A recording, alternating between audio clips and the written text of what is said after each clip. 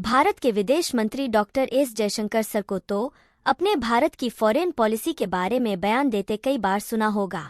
अब वो हैं भी भारत के विदेश मंत्री, ऐसे में उनके विदेशी मुद्दों के ऊपर स्टेटमेंट देना वह बनता भी है। लेकिन आपने नोटिस किया होगा कि भारत के प्राइम मिनिस्टर नरेंद्र मोदी जी दूसरे देशों के बारे में बहुत कम कमेंट करते हैं।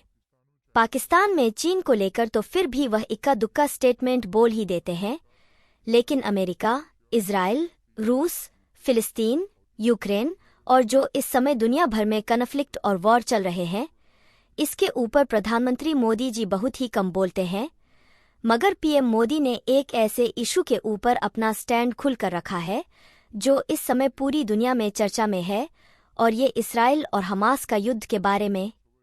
रिपब्लिक टीवी चैनल ने लोकसभा इलेक्शन के मद्देनजर प्रधानमंत्री मोदी जी का इंटरव्यू किया था, और इस इंटरव्यू में प्रधानमंत्री मोदी जी ने न सिर्फ देश के अंदरूनी मामलों के ऊपर बात की है, बल्कि एक सवाल के जवाब में उन्होंने इजराइल फिलिस्तीन कॉरपोरेट के बारे में भी बात की है।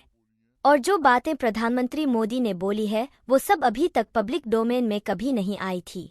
रेफरेंस के लिए आपकी स्क्रीन के ऊपर आर्टिकल का स्क्रीनशॉट है।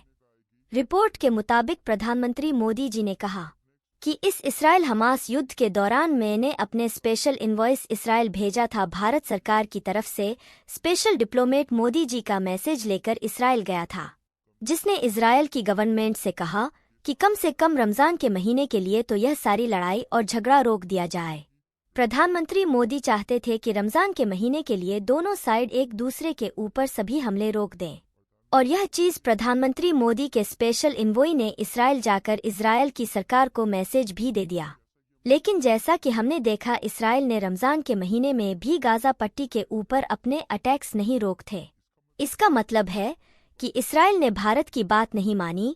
इसके साथ ही दूसरी बात प्रधानमंत्री मोदी जी ने यह भी बोली कि इसराइल को हमने साफ बोला था कि गजा में सिविलियन को जिन भी चीज़ों की नीड है, खाने पीने का सामान हो, मेडिसिन्स हो या बाकी किसी भी तरह का रिलीफ मटेरियल हो, भारत चाहता है कि सिविल तक यह सारी चीज़ पहुंचने में कोई भी रुकावट नहीं होनी चाहिए। और यह हमारा चरित्र है कि हम इसके बारे में भूंढोरा बिल्कुल नहीं पीटते हैं। कभी कभी चीज़ों में सफलता मिलती है तो कभी नहीं, लेकिन हम तभी लगातार कोशिश कर ही रहे हैं। इसके बाद प्रधानमंत्री मोदी जी ने कहा कि इस समय इसराइल समाज शोध में, जहां पर एक तरफ दुनिया के बाकी सभी देश साइड छोड़ रहे हैं, गुटबाजी हो रही है, हमने अपना रख पूरी तरह से साफ किया है कि हम किसी भी पक्ष के साथ नहीं है। भारत जो अमन और शांति चाहता है, इसकी वजह से आज दुनिया का भारत के ऊपर भरोसा काफ़ी ज़्यादा बढ़ गया है। प्रधानमंत्री मोदी ने कहा कि रूस के प्रेसिडेंट व्लादिमीर पुतिन के सामने हिम्मत दिखाई और उनको बोला कि ये ज़माना युद्ध का नहीं है, भारत पीस का साथ देगा। दुनिया में आज की डेट में कई सारे समुदाय और ग्रुप बन गए हैं, यानी कोई इजराइल का साथ देता है, कोई रसिया का साथ देता है, जबकि कुछ देश इजराइल के खिलाफ हो जाते हैं तो कुछ रूस की। इन सब देशों की आपस में अपने अपने ग्रुप बन गए हैं, लेकिन लगभग सारे चाहते हैं कि भारत की मौजूदगी भी रहे और भारतीय टीम के साथ शामिल हो।